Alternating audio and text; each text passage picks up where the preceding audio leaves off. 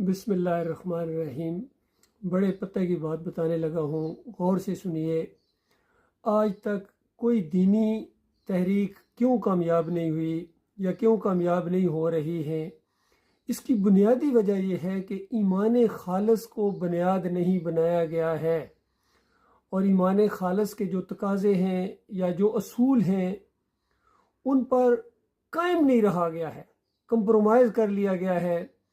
گنجائشیں نکالی گئی ہیں، تعویلیں کی گئی ہیں، اور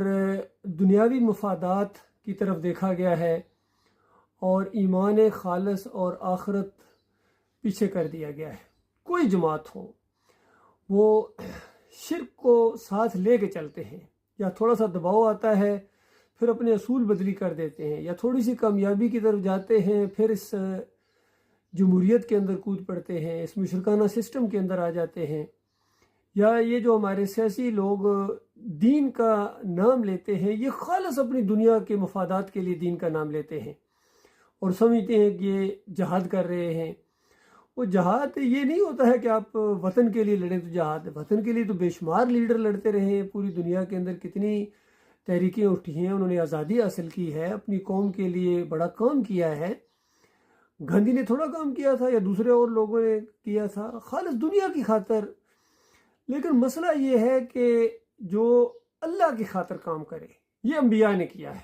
انبیاء کا راستہ بالکل واضح اور صاف ہے، وہ توحید کی دعوت پیش کرتے ہیں۔ یہ جو کہتے ہیں کہ وہ تمام انبیاء سوشل اکنامک جسٹس کے لیے، بھائی یہ بات کی باتیں ہیں۔ انہوں نے توحید کا نعرہ بلند کیا اپنے اپنے علاقے کے اندر، اور ہر چیز کو ثانوی کر دیا، اور ایمان خالص کو انہوں نے بنیاد بنایا، چاہے ایک ہاتھ بھی اس کی حمایت میں نہ اٹھے یا ایک آواز بھی ہم آواز ہونے کے لیے تیار نہ ہو، تب بھی انہوں نے الہکم الہ واحد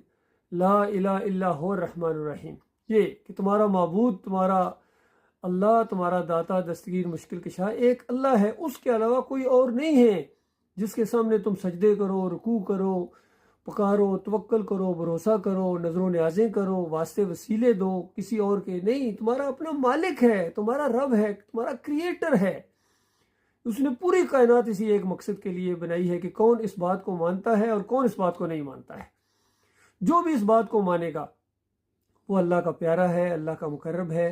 اور پھر اس راستے میں جتنا آگے بڑھے گا اتنا بڑا اللہ کے راستے کا مجاہد ہے، اتنے درجات وہ اپنے بلند کر رہا ہے اللہ کے ہاں، اور اللہ تعالیٰ ایسے لوگوں کو